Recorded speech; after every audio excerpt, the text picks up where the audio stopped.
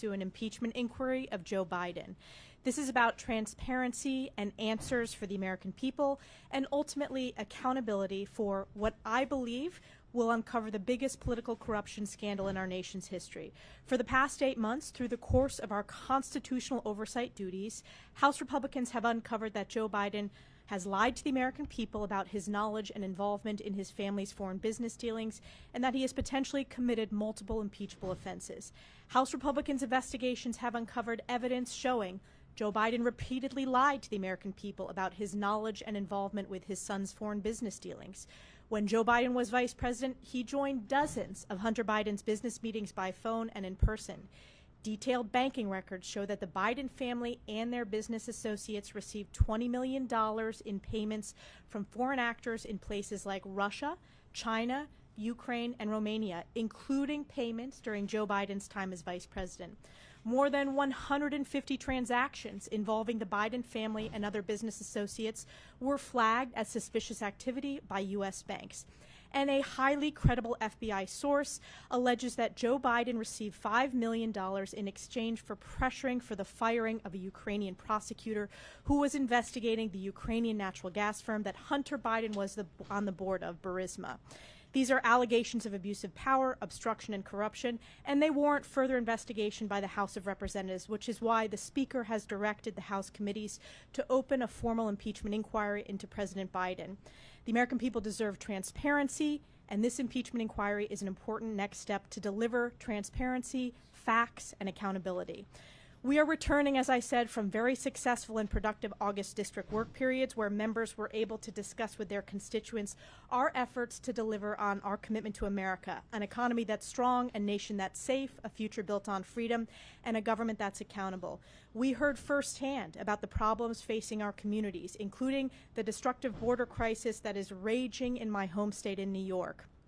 Over the August work period, I was proud to lead a bipartisan congressional delegation to the Indo-Pacific and spoke with government and military leaders from our key allies and partners in Japan, Singapore, and Thailand about the looming threat of communist China. Funding our military and bolstering our defense capabilities has never been more critical, which brings me to this week on the floor. House Republicans will tackle head-on passing our defense appropriations bill to counter communist China, eliminate wasteful woke programs infiltrating our military at the Biden administration's ordering, and supporting our brave service members with the largest pay raise ever.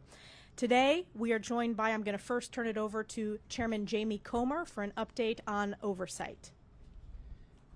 Thank you, Chair Stefanik, and I appreciate Mr. Emmer letting me jump in here. We have a committee hearing that will begin shortly. I just want to kind of go back to where we were in January when we started this investigation. This was the narrative. The narrative was that the laptop, the president's son's laptop, was Russian disinformation. Hunter Biden was a legitimate business guy, just like Jared Kushner. No Biden ever took money from China, because that's what Joe Biden said. No money ever changed hands while Joe Biden was vice president, and I actually believe that. Joe knew nothing about his son's dealings, and Joe never met with or spoke with any of the foreign nationals who had wired the family money. All of those things have been proven wrong because of the Republican majority and our investigation. Now, in addition, what else we found?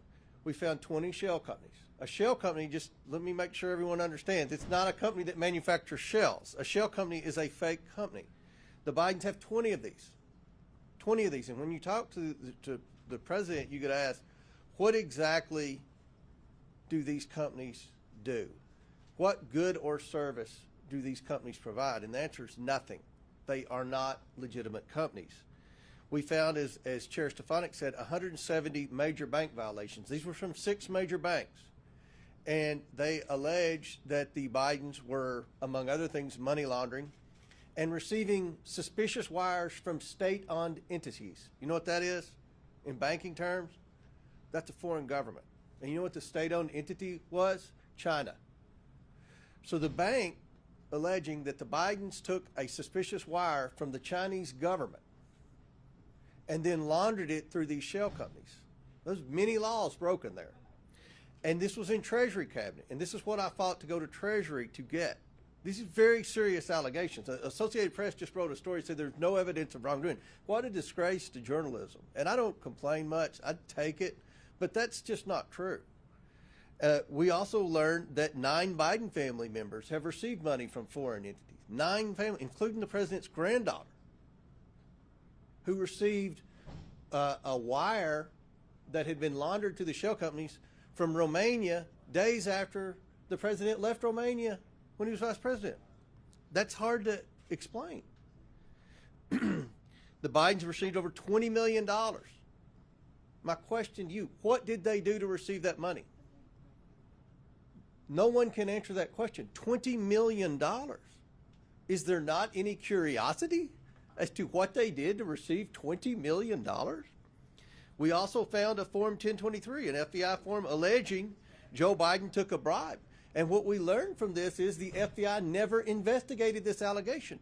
And in the FD 1023, it said that investigators would take 10 years to figure out where these bribes went because of the various bank accounts that they wired the money through. That was written years before anyone knew the Bidens had shell companies and the Bidens were laundering money.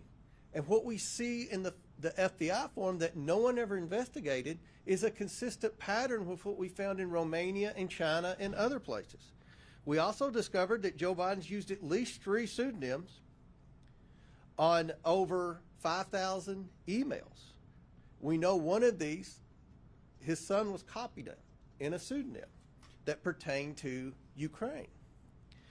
We've also just recently discovered an email from the State Department, from the Obama State Department, to Viktor Shokin, the prosecutor who Joe Biden fired in Ukraine in exchange for the $1 billion, praising him for the great work that he did. But there was this narrative that Joe Biden created that said Shokin was corrupt and he needed to go over there and be fired.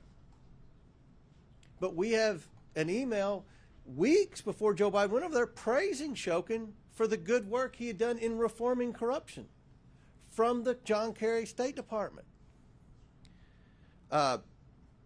So we also have testimony from Devin Archer saying that at that same time period Joe Biden went to Ukraine to fire the prosecutor, that Hunter was being squeezed by the owners of Burisma to call D.C. for help. This is all in a timeline here. This is why Speaker McCarthy launched the impeachment inquiry. And I think the CNN poll 2 weeks ago that showed 63% of Americans believe Joe Biden was involved in his family's business schemes is reason why we should be investigating this. Moving forward, we have requested unredacted pseudonym emails from the National Archives. There are over 5,000 of those that we want to review. We have to get President Obama has to sign off on those, so he's supposedly reviewing them as we speak. We hope to get those. We hope to get the president's son and brother's personal bank accounts. We also want to interview people who have knowledge of some of the things that President Biden may have done in exchange for the millions and millions of dollars that his family received from these foreign nationals. And lastly, we plan on having a hearing in September that will kind of evaluate some of the things that we believe have happened from the Biden family that are in violation with our laws. So with that, I hope I answered some questions as to the evidence that has been found, the purpose as to why we have moved to impeachment inquiry, and the path forward. What I said in January holds true to today. We are following the money, and we will see where that leads us. Thank you, and I yield back. Great. We'll now go to Ken Calvert, our Cardinal on Defense Appropriations. Thank you, Elise. We obviously have an appropriation bill up today, right after the rule. The defense bill is one of the most important bills that Congress will consider this year. As chair, I prioritize DoD funding on war-fighting mission instead of the culture wars. This bill increases funding to counter China, promote innovation, and eliminate bureaucracy. It enhances DoD's role in countering the dangerous flow of illegal drugs into our country, which is killing more Americans than any recent conflict. The bill also includes historic base pay increase, an average of 30% for junior enlisted members. While the Biden administration is pushing their own social agenda on our military, this bill focuses DoD's leadership to get back to their job, protecting the United States and protecting our interests abroad. And we'll now hear from our whip, Tom Emmer. Thank you, Elise. Good morning.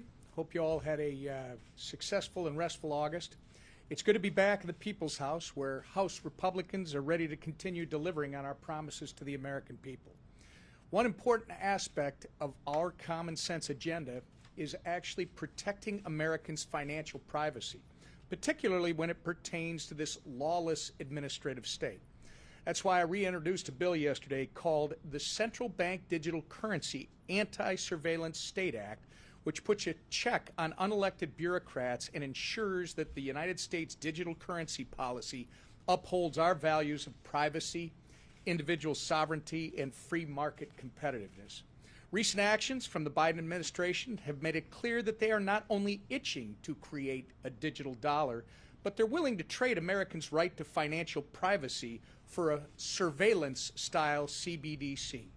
This bill ensures the future of crypto is in the hands of the American people, not the administrative state, by prohibiting the Federal Reserve from creating a tool with unfettered insight into Americans' financial data. If not open, permissionless, and private, like cash, a CBDC is nothing more than a CCP-style surveillance tool that can be weaponized to oppress the American way of life. We're not going to let that happen, not on House Republicans' watch. And I want to thank the Financial Services Committee for considering our bill this month, and we're going to continue working to ensure that the digital economy is designed by Americans and emulates American values. And I return it to the conference chair. Great. Happy to take questions. Yes. So yesterday, a lot of the Freedom Caucus folks said that they may not be voting in favor of the defense appropriations bill. As of right now, do you have enough votes to get the bill passed? And if not, what's the plan? Well, we can tell it's the first day of the week. This is always the question. We're going to work through the process as we have. We've been underestimated from the very beginning of this Congress. Our whip is doing a great job communicating with all of our members, and we're confident that we're going to continue to work through that and move forward the appropriations process. Yes. Thank you. We understand House Republicans plan to put the disaster supplemental spending request in the Homeland Security Appropriations bill that'll come to the floor, we believe next week. Senate Democrats aren't going to support that bill. The White House isn't likely to support that bill. Is there concern within the conference that this strategy is going to hold up disaster relief funding indefinitely, that communities that are responding to these extreme weather events say they need now? We are working through regular order, and I want to point out the Speaker traveled to Maui over the August recess. I also received a briefing when we were in Hawaii on the way to our Indo-Pacific delegation, and those conversations are ongoing with members to work through the appropriations process, but we're fully committed to making sure that we're working through that in regular order and getting all members' feedback. Let's take a step back here.